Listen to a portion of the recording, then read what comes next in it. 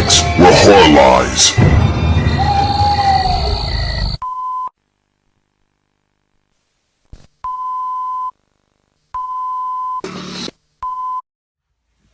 Welcome to Body Bags. It's week 110.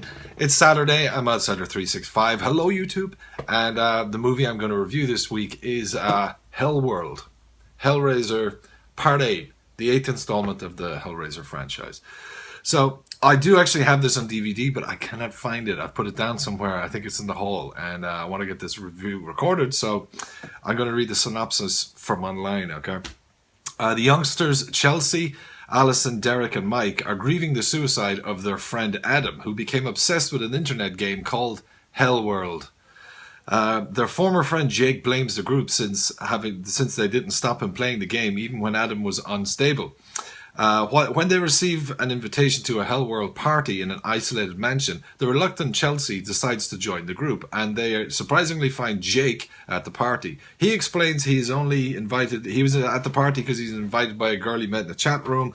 They're hosted by the owner of the place, who shows them his private macabre Hellraiser collection. Along the night, they find out that they're in a party in hell. Okay, this movie is bad. It's bad. The story of it is fucking nonsense. There's all these people obsessed with the Hellraiser franchise, and that there's this online game that you can try and open the box and stuff like this.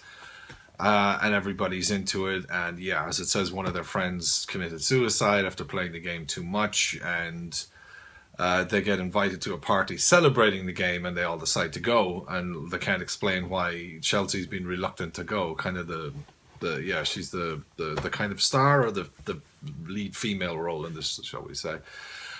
And they go to a party. And then there's this huge, massive mansion party that's owned by this mysterious stranger who's Lance Hendrickson. Sorry. And Lance has this huge Hellraiser collection in there, and he's got, there's like massive big fucking boxes spinning around, and there's all decorative stuff of Cenobites, and he gives them a tour of the place, and he's got, this poster of this old guy, gray-haired guy holding the box, and he's like, oh, there's Marchand, the guy that made the box, and that this building was his second, best achievement he ever did in his life, apart from the box. And it's like, hold on, he was fucking killed in fucking Bloodline when he was a young man before his son was born. He didn't build a fucking mansion. And what the fuck, and he didn't grow to be the old man that they have the fucking photograph of him with the box. So anyone that's watched the franchise is calling bullshit already.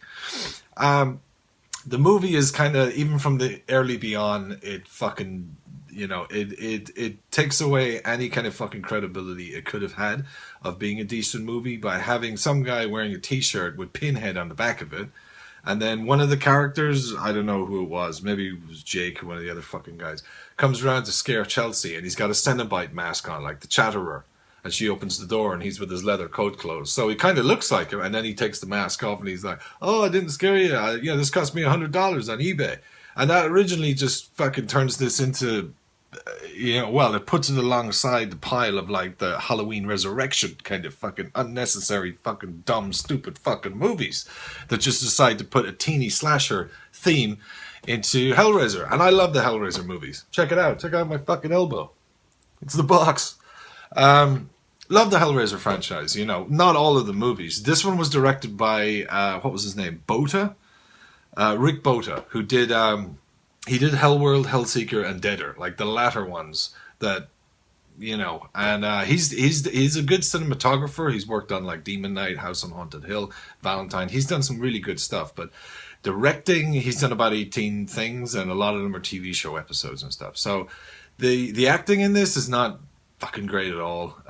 It's pretty bland. It's very cheesy. There's attempts at comedy, which I think in a Hellraiser movie, it doesn't fucking belong, You could tell Doug Bradley was filmed for a couple of hours, and they just slotted it into it. I'll get back to the story of the movie. They go to the party. He shows them around this, like, vast, like, kind of fucking just museum of Hellraiser stuff, and he's saying that was Marchand's mansion that's in America, and Marchand, which means merchant, was French, and the box was made in France. So what the fuck? And this mansion that happens to be near them They go in and then, one by one they start getting knocked off.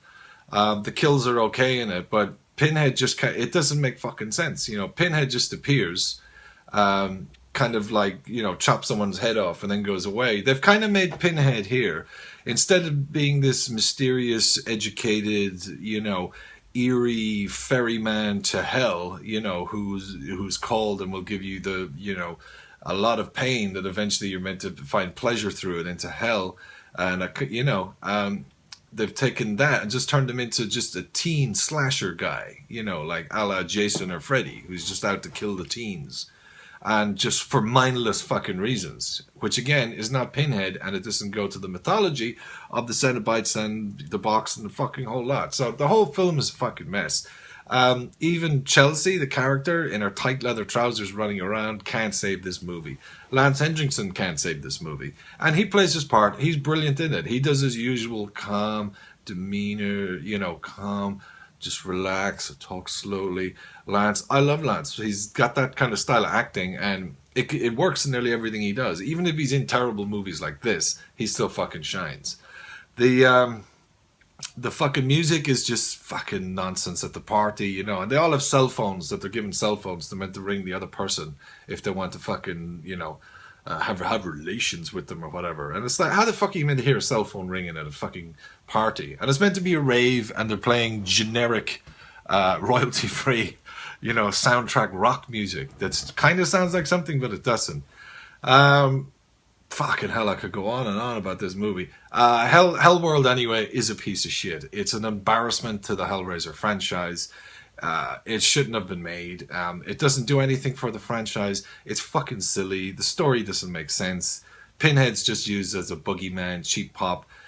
They could have had this storyline and just gone with any other franchise. It could have been obviously just rewrote the box thing, but it could have been Friday the 13th. It could have been Halloween. It could have been another Halloween. It could have been Freddy Krueger. It could have been anything.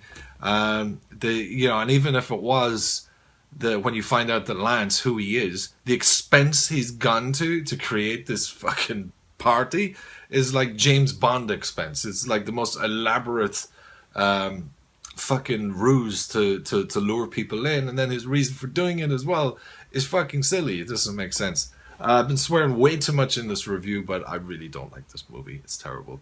That's my review on Hellworld. If you haven't seen it, you're not missing anything. It's kind of about 1 to 3 in this franchise, maybe 4, but the rest of the gems.